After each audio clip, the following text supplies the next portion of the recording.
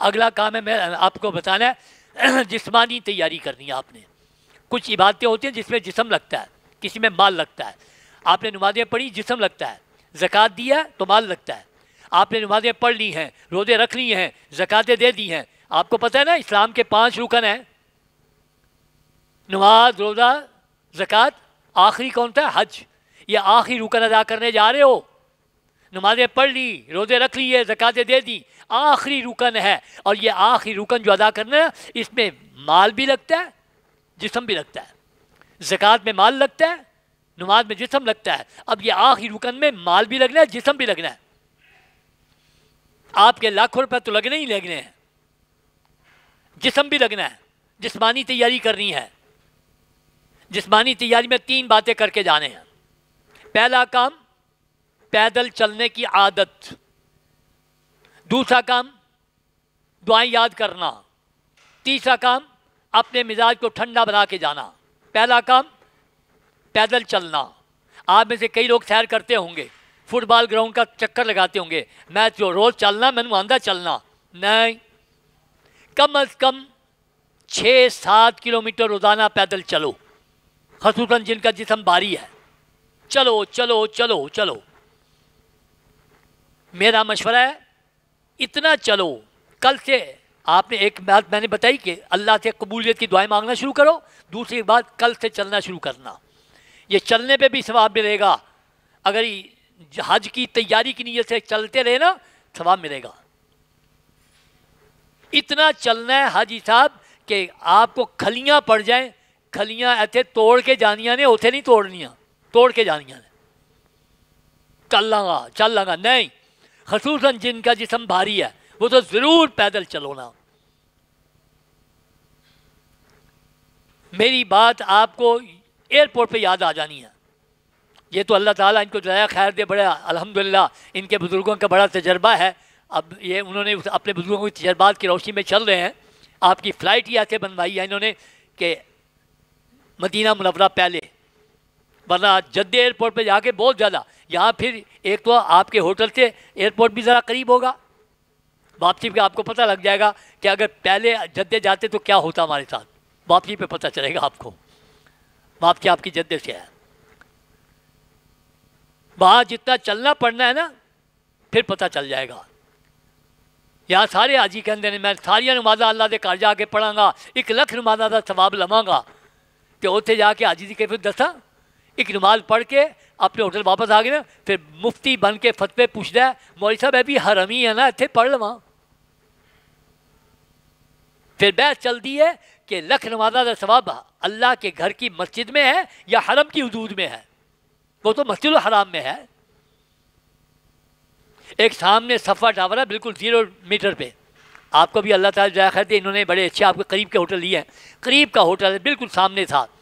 میں ایک دن گیا, حرم میں اذان ہوئی, میں نے دیکھا ایک بندے نے مصلی بچھایا, نماز شروع کرنے لگا. میں نے اسے کہا اللہ کے بندے, لوگ کلومیٹر 2 کلومیٹر دور سے آ رہے ہیں اور تیری تو ہوٹل سامنے. کہندا ڈاکٹر صاحب کی میں تمہیں دساں, مینوں جنہ جدہ ایئرپورٹ سے چلایا نا انہوں نے, میرے تو ایک قدم نہیں چکیا جاتا پیا, میں نمازاں اتنے پڑھنا پیا. پھر حرم کی نمازیں بھی نہیں ملتی. اس لیے ابھی سے میں نے آپ کو چکنا کیا, چلنا چلنا چلنا چلنا. تھوڑی سی ایکسرسائز بھی کرنا ہے, لمبی چوڑی نہیں. 3 ایکسرسائز میں نے بتانی ہے, وہ ایکسرسائز کر لیں, انشاءاللہ بہت فائدہ ہوگا آپ کو. پہلی یہ ہے کہ آپ نے کسی ایسی جگہ پہ کھڑے ہو کر, جہاں مسجد جیسے سیڑھی ہوتی ہے, سیڑھی کے کنارے پہ آپ نے کھڑے ہونا ہے. اپنے پاؤں کو نیچے کر کے اس طرح آپ نے اپنے پاؤں کو نیچے کر کے 5 منٹ 10 منٹ تک جتنا آپ کریں گے انشاءاللہ ایک. اور دوسرے نمبر پر کسی دیوار کے ساتھ آپ نے ایسے ٹیک لگا کے اپنے پاؤں کو دے کے اس کے ٹیک, اور دوسرے پاؤں کو ایسے اس طرح 5-10 منٹ اس کی. اور تیسری آپ نے پریکٹس یہ کرنی ہے کہ کرسی پہ بیٹھ کے کوئی گیند وغیرہ رکھ کے, بال رکھ کے اپنے پاؤں کو اس کے اوپر, یہ انشاءاللہ آپ کو بہت فائدہ دے گا. پیدل چلنا 6-7 کلومیٹر, یہ چھوٹی چھوٹی ایکسرسائز بتائی ہے, یہ آپ نے کرتے رہنا, انشاءاللہ بہت فائدہ ہوگا. دوسرے نمبر پر جسمانی تیاری میں دعائیں یاد کرنا. ہاں جی کتاباں مانگنا، کتاباں دے دیو، کتابیں میں دعا یاد کر لاں گا۔ جن لوگوں نے کتابیں کنسلٹ کی ہیں وہ جانتے ہیں کتابوں میں لکھی ہوتی ہیں 7 چکروں کی دعائیں طواف کی، پہلے چکر کی دعا، دوسرے چکر کی دعا، تیسرے، پھر 7 لکھی ہوتی ہے صفا مروہ کی، کتنی ہو گئی 14، پھر استقبال کی اسلام کی 35 دعائیں لکھی ہوئی ہیں کتابوں میں۔ اور جو بڑا متقی پرہیزگار ہے نا وہ کہنا میں آج دعاواں تو یاد کرنی ہیں چاہیے نا، وہ جناب دعاواں یاد کرنا شروع رکھ دیتا ہے، پہلی یاد کرتا ہے دوسری بھول جاتا ہے، دوسری یاد کرتا ہے تیسری بھول جاتا ہے، کس مصیبت میں پڑیا گیا حج کرن چلے ہیں دعاواں نہیں یاد ہوندیاں پئیاں۔ یہ جو کتابوں میں دعائیں لکھی ہوئی ہیں یہ قرآن و حدیث کی نہیں ہے۔ دعا کے بارے میں ایک جملہ میں کہا کرتا ہوں، ذہن میں رکھنا ہے، دعا پڑھی جاتی ہے مانگی جاتی ہے، پڑھی نہیں جاتی۔ لوگ پڑھتے مانگتے نہیں ہیں، اور اللہ کو ساری بولیاں آتی ہیں، وہ تو بولیوں کا خالق ہے، اسے سب کچھ پتہ ہے، ساری بولیاں آتی ہیں۔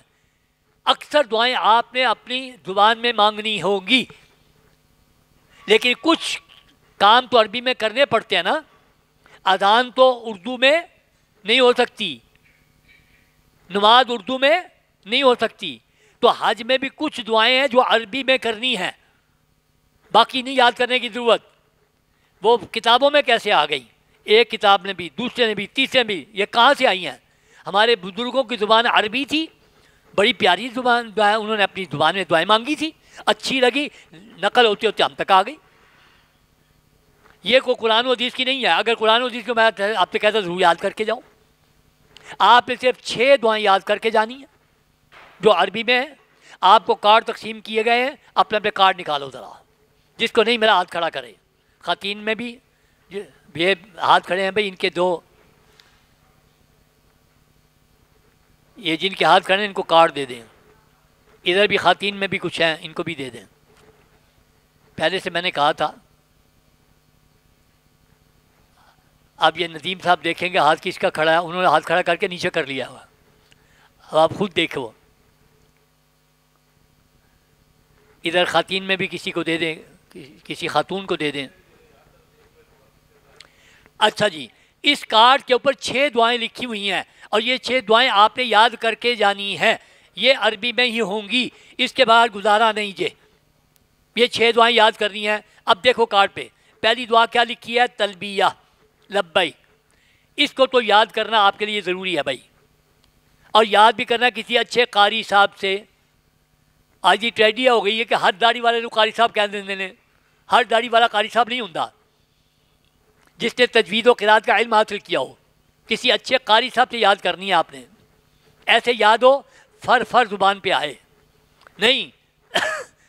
اکثر لوگ کیا کارڈ مل گیا، کارڈ یہ بھی چوہے گا لبیک اللہم لبیک لا شریک ہے، پڑھ لیا، ایسے نہیں، زبانی یاد ہو۔ میں ابھی بتانے لگا ہوں کیسے، کسی اچھے قاری صاحب سے، جس طرح میں نے آپ کو بتایا کل سے دعائیں کرنا شروع کرو قبولیت والی، کل سے آپ نے توبہ کرنی شروع کرنی، اللہ نے مجھے بلایا اور کل سے پیدل چلنا شروع کرو۔ 1 نمبر پہ اب یہ بھی کرنا ہے، کل سے آپ نے دعائیں یاد کرنی شروع کرنی ہے، یہ 6 دعائیں یاد کرنی ہیں۔ پہلی دعا لبیک، تلبیہ پڑھنا، اور حاجی صاحب اس دعا کا یاد کرنا اتنا ضروری، اتنا ضروری، اتنا ضروری کہ جیسے مسلمان بننے کے لیے کلمہ پڑھنا ضروری تھا، حج کرنے کے لیے یہ دعا پڑھنا ضروری ہے۔ جسمانی تیاری میں پہلی بات پیدل چلنا، چھوٹی سی ایکسرسائز کرنا، اور دوسرا 6 دعائیں یاد کرنا۔ تیسرا کام کیا کرنا ہے؟ اپنے مزاج کو ٹھنڈا بنا کے جانا، اس کی پریکٹس کرنی ہے۔ حاجی صاحب ٹھنڈے ٹھنڈے ٹھنڈے، اینا ٹھنڈے ہو کے جانا کہ جن برف لگ گئی ہے تو سر تو ٹرین لنگ جاوے نا تے سی نہ نکلے، اینا ٹھنڈے ہو کے جانا۔ قدم قدم پہ غصہ آنا ہے، لیکن اپنے آپ کو کنٹرول کرنا ہے۔ تیسرا کام اپنے مزاج کو ٹھنڈا بنا کے جانا، ایسے جو مرضی کرتے رہے ہو ہوتے نہیں، اپنا مزاج ٹھنڈا ٹھنڈا ٹھنڈا۔ مختلف مزاج کے لوگوں نے آنا وہاں، اور پہلے سے ذہن بنا کے جانا ہے۔ 3 باتیں اللہ نے قرآن میں فرمائی، احرام کی پابندیوں میں، حج کے اندر 3 پابندیاں اللہ نے کہی ہیں۔ کسی اور کے حکم کی خلاف ورزی ہو جائے، اللہ کے حکم کی خلاف ورزی نہیں ہونی چاہیے نا۔ اللہ نے قرآن میں فرمایا فمن فرض فیہن الحج، جو اپنے اوپر حج فرض کر لے، تیاری کر لی 3 کام نہ کرے، فلا رفث ولا فسوق ولا جدال فی الحج، اللہ کہتے ہیں حج میں 3 کام منع ہے۔ پہلا کام فلا رفث، دوسرا ولا فسوق، تیسرا ولا جدال۔ پہلا کام شہوت والی بات، بے پردگی والی بات نہیں کرنی، گناہ نہیں کرنا۔ تیسرا جھگڑنا نہیں۔ پہلا کام فلا رفث، شہوت والی بات نہیں کرنی، بے پردگی والی بات نہیں کرنی، اللہ کی پابندی لگ گئی۔ اور یہ کام بڑا مشکل ہے وہاں، نظروں کی حفاظت کرنا۔ اور سنو، آپ یہ بات سن کے نا سوچو گے میں اتنے کدی بے پردگی والی گل نہیں کی، میں اتنے کرنی ہے۔ ہاں، وہاں بڑا مشکل کام ہے۔ بتا دوں میں آپ کو، میاں بیوی جن کے درمیان بے پردہ ہونا جائز ہوتا ہے، میاں بیوی کے درمیان تو بے پردگی منع نہیں ہے، بات تو جائز ہے، لیکن جس سفر پہ جا رہے ہو حج کے اندر، اللہ تعالیٰ وہاں کیا حکم دے رہے ہیں؟ میاں بیوی بھی آپس میں ایک دوسرے کو چھو نہیں سکتے احرام کی حالت میں۔ ویسے ہاتھ پکڑ کے طواف کرائیں، گاڑی پہ اتاریں چڑھائیں، لیکن شہوت کی نیت سے کہ میری بیوی ہے، میرا خامد ہے، چھونا بھی منع۔ اتنی پابندی ہے۔ فلا رفث، پہلی پابندی یہ لگائی۔ اور یہ کیسے ہوتا ہے؟ مختلف ملکوں کے لوگ آئے ہوئے ہیں، اے مصری، اے انڈونیشین، اے کہو جائی، نظروں کی حفاظت کرنا بڑا مشکل کام ہے۔ خصوصاً نوجوان سن لیں، پورے حج کے سفر میں ایک دفعہ نظر خراب ہوئی، اللہ کے حکم کی خلاف ورزی ہو گئی، حج برباد ہو گیا۔ نظروں کی حفاظت کرنی ہے، ایک دفعہ بھی نظر خراب نہ ہو۔ اور بتا دوں کتنا مشکل کام ہے۔ حج مشکل کوئی مشکل نہیں، ایتھے ایک نماز پڑھنی ہے، ایتھے 2 نمازاں پڑھنی نے، ایتھے کینکریاں مارنی نے۔ مشکل کام یہ تھا جو نہیں ہو رہا تھا۔ اکٹھے طواف کر رہے ہو مرد عورتیں نے، ایک دوسرے کے ساتھ کونیاں بھی ملنی ہے، اور حکم بھی کیا ہے کہ نظروں کی حفاظت، شہوت والی بات بھی نہیں سوچنی۔ ایک دفعہ سعودی حکومت نے کہہ دیا ہم ایسا کرتے ہیں کہ وقت مقرر کرتے تھے، عورتوں کا الگ، مردوں کا الگ۔ علماء نے سر جوڑ کے بیٹھ کے کہا اللہ کے نبی کے زمانے سے اکٹھا ہو رہا ہے، اللہ کے نبی نہ منع کر دیتے؟ تم کون ہوتے ہو یہ کرنے والے؟ معلوم ہو یہی تو آزمائش ہے، کرنا بھی اکٹھا اور بے پردگی والی بات بھی نہ ہو۔ قدم قدم پہ ایسے موقع آئیں گے، شیطان نے حملہ کرنے ہیں، لیکن حج کرنا ہے تو پھر یہ پابندیاں اللہ کی ریویو کرنی ہے۔ فلا رفث پہلی بات۔ دوسری بات ولا فسوق، گناہ نہیں کرنا۔ آپ کہیں گے میں اتنے کدی گناہ نہیں کیتا، پھر اللہ کو کیا ضرورت پڑی تھی کہنے کی کہ حج میں گناہ نہ کرنا؟ یا آپ نے علماء سے ایک بات سنی ہوگی، جو گناہ کا ارادہ کرتا ہے اس کا گناہ اللہ نہیں لکھتے، جو گناہ کرتا ہے اللہ اس کا ایک گناہ لکھ لیتے ہیں، اور جو نیکی کا ارادہ کرے اللہ اس کا ایک نیکی لکھ لیتے ہیں، اور جب نیکی کر لیتے اللہ 10 نیکیاں لکھتے ہیں۔ یہ سنی ہوئی نا بات؟ یہ یہاں کا ضابطہ، جہاں بیٹھے ہو، جہاں جا رہے ہو، وہاں کا ضابطہ قرآن پاک نے بیان کیا ہے۔ وَمَن يُرِدْ فِيهِ بِالْحَادٍ بِظُلْمٍ نُذِقْهُ مِنْ عَذَابٍ أَلِيمٍ۔ اللہ فرماتے حج کرنے والے، یہاں آنے والے، جس کسی نے یا ارادہ کرے گا نا میں عذاب میں پکڑ لوں گا۔ وہاں معافی نہیں ہے سوچنے پر، وہاں سوچنے پہ بھی پابندی ہے۔ اور یہ کیسے کرائے گا شیطان؟ کتوں آئے ہو یار، سارے کو پیسے بڑے لے نہیں، سانتے لوٹ لیے ہی، یہ غیبتیں چغلیاں ہو رہی ہیں۔ یار کل دا مینو بڑا اچھا سی، آج تو انہوں نے برباد ہی کرتا، کچھ بھی نہیں، مزہ نہیں آیا۔ کعبہ سامنے اور ڈسکس ہو رہا مینو، ایک دوسرے کے چغلیاں، غیبتیں۔ پورے حج کے ٹنور میں ایک دفعہ بھی غیبت نہ ہو، چغلی نہ ہو۔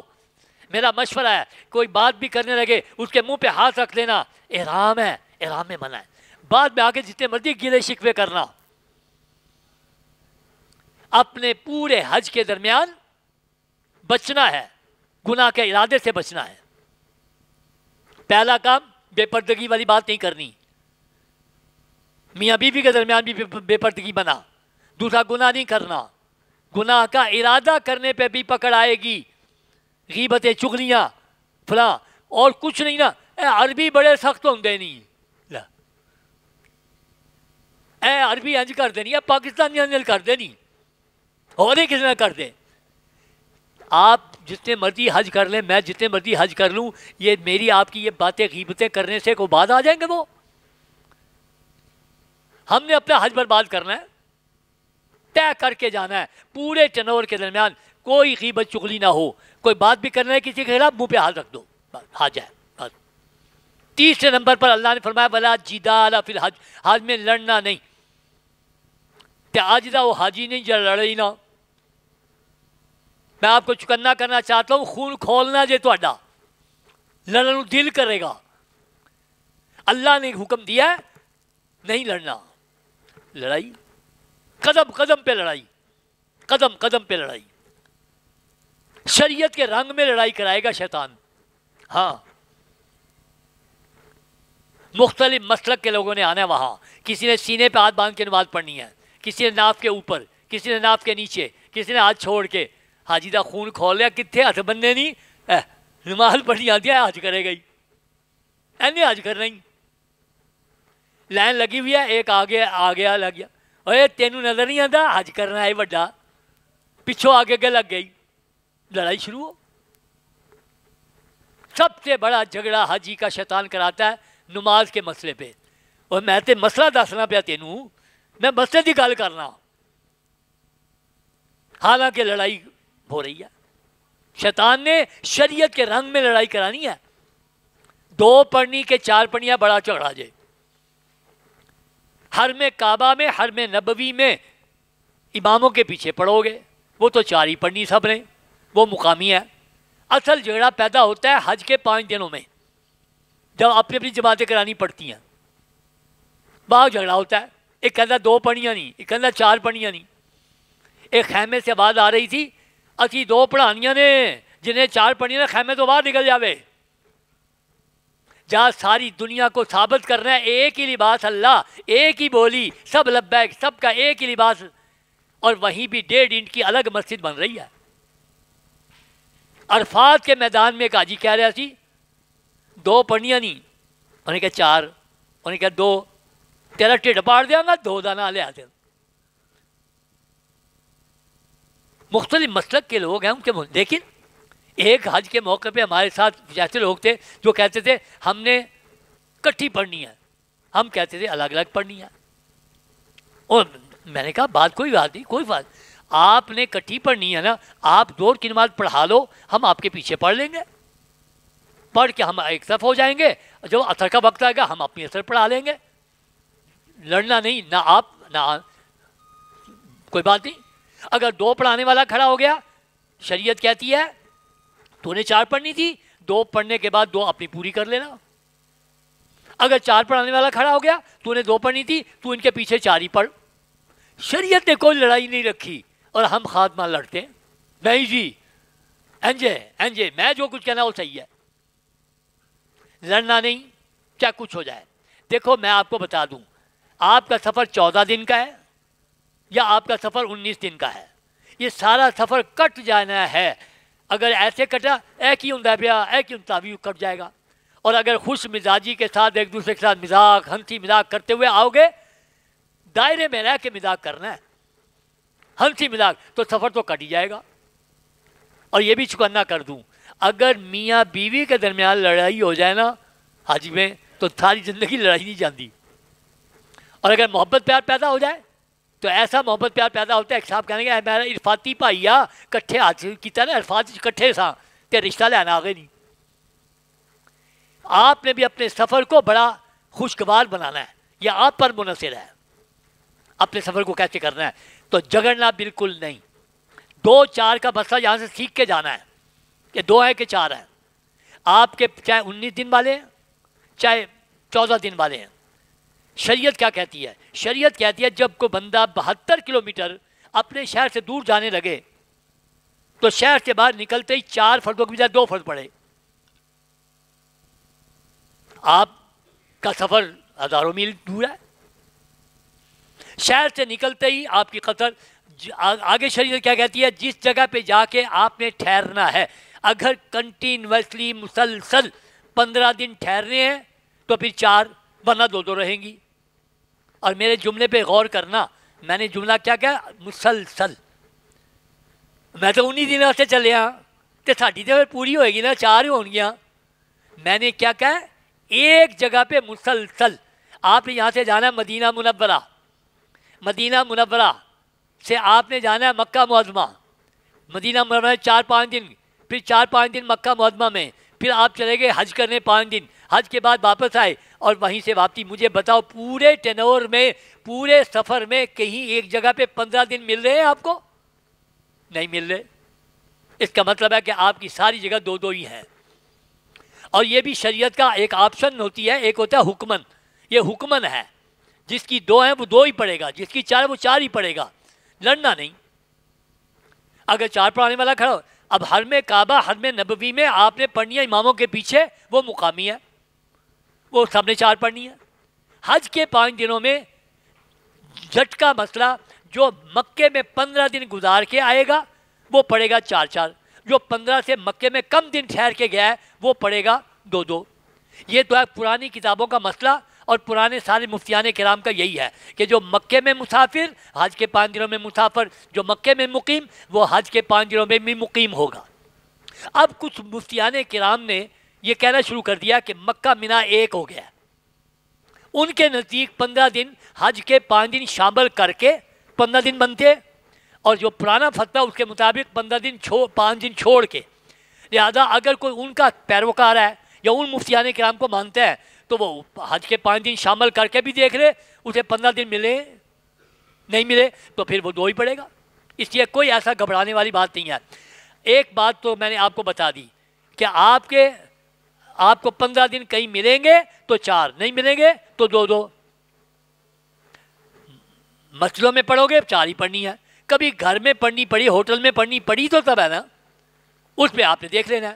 اچھا ایک اور جھگڑا ہوتا ہے، سنتا نفل پڑھنیاں نے کہ نہیں پڑھنی ہے. بڑا تگڑا جے. ایک کہہ رہا ہوتا ہے وہ اللہ میاں نے فرض ادے کر دیتے نہیں سفر ہی کنی رعایت دیتی آ، میں تو نہیں پڑھتا سنتا نفل، اللہ میاں نے رعایت دیتی آ. ایک یہ کہہ رہے گا، اور دوسرا کہے گا یار مکے مدینے آئے ہاں تے سنتا نفل چھڈی جائیے، اچھے نہیں لگتے، پڑھنیاں چاہیے نے. ایک کہنا پڑھنیاں، ایک کہنا نہیں. یہ بھی سمجھ کے جاؤ. سفر کے اندر جب پسوڑی ہو، جلدی ہو، شریعت کہتی ہے فرض اور واجب پڑھ لو، سنتے نفل نہ پڑھو. لیکن جب سفر ہے سفر ہی، لیکن پسوڑی ہے، پسوڑی نہیں ہے، جلدی ہے، اطمینان ہے، تو وہاں سنتے نفل بھی پڑھنے ہیں. فرض تو 4 بھی 2، باقی سنتے نفل بھی پڑھنے ہیں. راستے میں یہ دیکھنا ہے کہ میں کس کیفیت میں ہوں. مثلا آپ کو مدینہ منورہ سے لے کے جا رہے ہیں بس پہ مکہ معظمہ، راستے میں نماز کا ٹائم آ گیا، ڈرائیور نے کھڑی کر دی کہ جا بھائی نماز پڑھاؤ. حاجی کہندا ہے میں حج کرن چلیا، عمرہ کرن چلیا، اللہ دے گھر چلیا، 100 رکعت نفل پڑھ لواں. 100 رکعت نفلاں دا ثواب لیندا جے گاڑیاں کڈ پے جے بس وچ بیٹھے، وہ گاڑیاں دا ثواب کنے لینا ہے؟ راستے میں پسوڑی میں جب نماز تو آ جائے، ظہر کی نماز پڑھنی ہے 2 فرض پڑھ کے آ جانا ہے، عصر 2 فرض پڑھ کے آ جانا ہے، مغرب 3 فرض پڑھ کے آ جانا ہے، عشاء کے 2 فرض 3 وتر پڑھ کے آ جانا ہے. یہ راستے کی نماز ہے. اور جب پسوڑی کوئی نہیں، جلدی نہیں، آپ اپنے ہوٹل سے نکل کے اللہ گھر کی مسجد میں گئے ہو، ابھی اذان ہوئی ہے، ابھی وقت ہے جماعت ہونے میں، اب یہاں گپے مارتا ہے حاجی اور سنتے نفل چھوڑ رہا ہے. جب پسوڑی نہیں تو وہاں سنتے نفل پڑھنی ہے. جب جلدی ہے، اللہ کے نبی صلی اللہ علیہ وسلم نے سفر میں بھی نفل پڑھے ہیں، لیکن جب جلدی نہیں تھی. اب آپ کو میں نے بتا دیا کہ مزاج ٹھنڈا بنا کے جانا کیوں تھا، اب آپ کو سمجھ آ گئی ہوگی. لڑنا بالکل نہیں. دیکھو آپ بیٹھے ہوں گے نا، آپ کے قریب سے انڈونیشیا ملائیشیا کے بندے نے گزرنا ہے نا، ایسے جھکے گا، ایسے پوچھے گا میں تو لنگ جاواں، اشارہ کرے گا. کیسا کیسا اخلاق والے لوگوں نے آنا ہے وہاں. اور وہ الجزائر اور وہ سوڈانی، چمکتا کیا رنگ، قد بڑے بڑے قد کاٹ، انہوں دی عورت باں مار دے نا تے 10 مرداں سٹ دین دیجیے. انہوں نے گزرنا ہے آپ کے قریب سے، انہوں نے پوچھنا نہیں لنگا، انہوں نے لت مارنی ہو جانا ہے. آپ نے ان سے بھی گزارا کرنا ہے، اپنے مزاج کو ٹھنڈا بنا کے جانا ہے چاہے کچھ ہو جائے. انس صاحب تسی کی کہندے سو پے اسی یہ کریں گے، ایتھے کی کیتا جے؟ اور احمد یامین صاحب تسی کی کر دو پے؟ نہ، ٹھنڈے ٹھنڈے رہنا ہے. ابھی میں دیکھ رہا ہوں میڈیا پہ آ رہا ہے، سرکاری آجے گئے ہوئے ہیں، اور جناب ٹی وی سے کہتے سن بڑے انتظام کیتے نے، ایکھے انتظام کیتے نے، سانو مزاج دا کھانا نہیں ملتا پیا، پاکستانی ٹیسٹ کا کھانا نہیں ملتا پیا. اب وہ جب وہاں سے یہاں ہو رہا ہے، اب بتائیے حج ہو جائے گا؟ یہ ایک بہت بڑی تربیت ہے بھائی. یہ آپ کے 14 دن 19 دن جو ہے نا، اس میں آپ نے اپنے آپ کو کچھ بن کے آنا ہے، اپنی تربیت کروانی ہے خوب اچھی طرح، اپنے مزاج کو ٹھنڈا بنا کے کہ گزارا کیسے کرتے ہیں اچھے لوگوں کے ساتھ بھی، برے لوگوں کے ساتھ بھی. چلیے، پہلا کام یہ ذہنی تیاری مکمل، دوسرا کام جسمانی تیاری مکمل. اب اگلا میرا ٹاپک ہے آپ کے ڈاکومنٹس. کاغذات کون سے لینے کے جانے ہیں؟ آپ حضرات نے اپنے اپنے پاسپورٹ یا پاسپورٹ کی کاپی آپ نے دی السفیر پہ، انس بھائی کو یا یامین احمد یامین صاحب کو، آپ نے اپنا پاسپورٹ دیا، آپ کے بایو میٹرک ہو گئے، اور انہوں نے باقاعدہ وزارت مذہبی امور کے ذریعے ایمبیسی کو بھیج کے آپ کے ویزے لگوائے ہیں، اور ایک ایک اپلیکیشن انہوں نے باقاعدہ کمپیوٹر سے نکالی ہے، اور اس سے آپ کے فوٹو والی یہ ایک اپلیکیشن، اور یہ آپ کو آج انشاءاللہ جاتے ہوئے دیں گے. یہ اپلیکیشن کی کاپی آپ نے ضرور لے کے جانی ہے، یہ آپ کے لیے بہت ضروری ہے. انہوں نے یہ آپ کی اپلیکیشن باقاعدہ بھیجی ہے، اور انہوں نے ویزا آپ کو بھیجا ہے. لہذا یہ کاپی کیوں لینی ہے؟ یہ کاپی دکھا کے آپ حاجی کیمپ میں جائیں گے. حاجی کیمپ میں جا کر انہوں نے باقاعدہ آپ سے جو پیسے لیے ہیں وہ حاجی کیمپ میں جمع کروائے ہیں، ٹیکوں کے، باقاعدہ ٹیکوں کے پیسے جمع ہوئے ہیں. آپ نے جانا ہے، یہ دکھانا ہے، وہ دیکھیں گے ہاں جی السفیر کے پیسے آ گئے. وہ آپ کو انجیکشن لگائیں گے گردن توڑ بخار کا، پولیو کے قطرے پلائیں گے، میننجائٹس کا ٹیکہ لگے گا، اور پھر آپ کو یہ پیلے رنگ کا ایک کارڈ بنا کے دیں گے. اس کے اوپر باقاعدہ آپ کا اس کے اوپر سے دیکھ کے درخواست نمبر لکھیں گے اور ڈاکٹر کے سائن ہوں گے.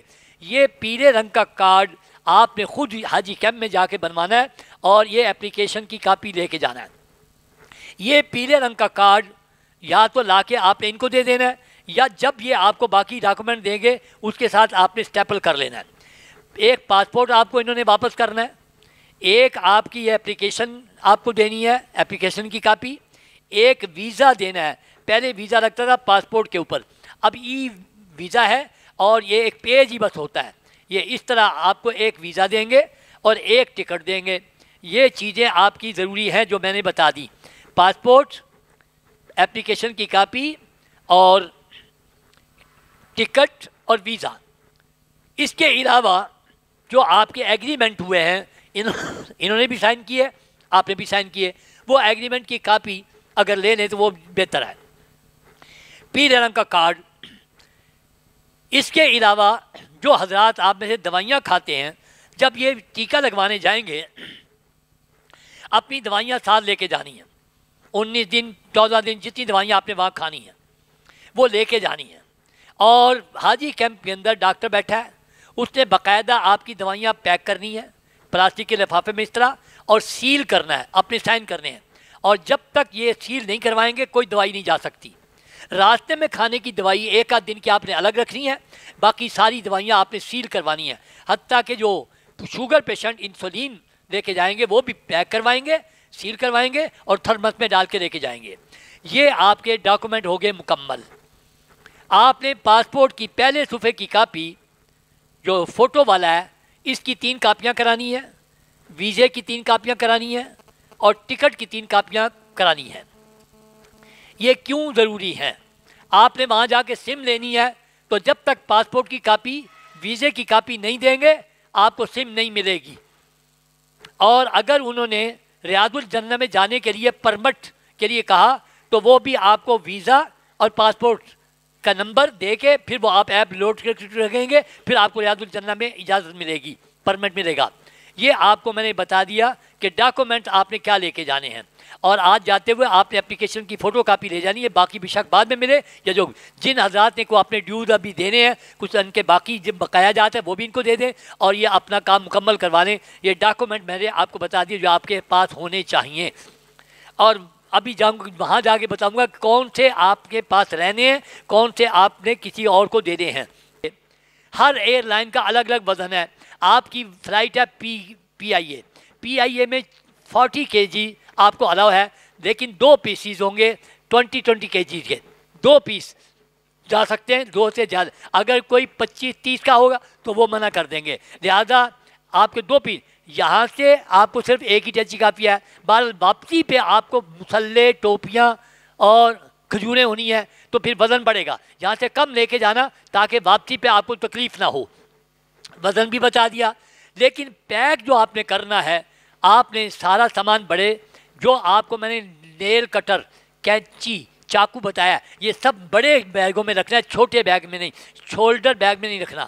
خواتین اچھی طرح سمجھ لیں، اگر بلیڈ بھی ہوگا نا بیگ میں تو وہ نکال دیں گے، اور بڑے بیگ میں چھرا بھی ہوگا تو چلا جائے گا. وہ بیگ انہوں نے رکھنا ہے اپنے پاس، انہیں کوئی خطرہ نہیں. لہذا وہ ساری باتیں اس میں رکھنی ہے. چھوٹے بیگ میں کوئی چیز نہیں رکھنی آپ نے. صرف چھوٹے بیگوں میں آپ نے جو شولڈر بیگ آپ کو دیا جا رہا ہے، اس میں مردوں نے اپنا احرام، عورتوں نے اپنا احرام.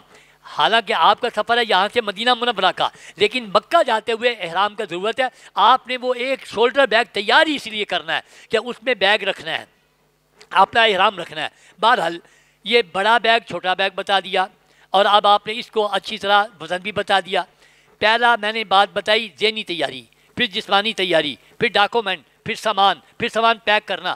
اب آئیے وہاں کی عبادات کیسے کرنی ہے. اب میرا عنوان یہ شروع ہوگا، یہ ذرا لمبا ہے لیکن انشاءاللہ سب سے پہلی آپ کی عبادت اس سفر میں کون سی ہے؟ آپ کی فلائٹ ہے لاہور سے مدینہ منورہ. اللہ انہیں جزائے خیر دے، انہوں نے بڑا اچھا آپ کا پروگرام بنایا ہے. حدیث میں آتا ہے حضرت عمر فاروق رضی اللہ تعالیٰ عنہ نبی صلی اللہ علیہ وسلم کے پاس آئے، آ کے عرض کیا، اللہ کے نبی صلی اللہ علیہ وسلم میں عمرے پہ جانا چاہتا ہوں، مجھے اجازت ہے؟ آپ اجازت دیتے میں چلا جاؤں؟ اس کا مطلب یہ ہوا کہ اگر حج عمرہ کرنے والا پہلے نبی صلی اللہ علیہ وسلم سے اجازت لے کے جائے تو زیادہ بہتر ہے. عمر فاروق رضی اللہ عنہ نے اجازت لی، مانگی، اور آپ نے کیسے اجازت دی؟ آپ نے فرمایا عمر جا، اجازت ہے، چلا جا.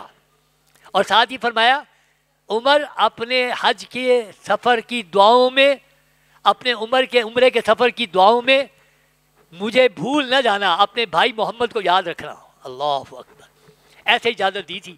اس کا مطلب ہے بڑا چھوٹے کو بھی دعاؤں کے لیے کہہ سکتا ہے.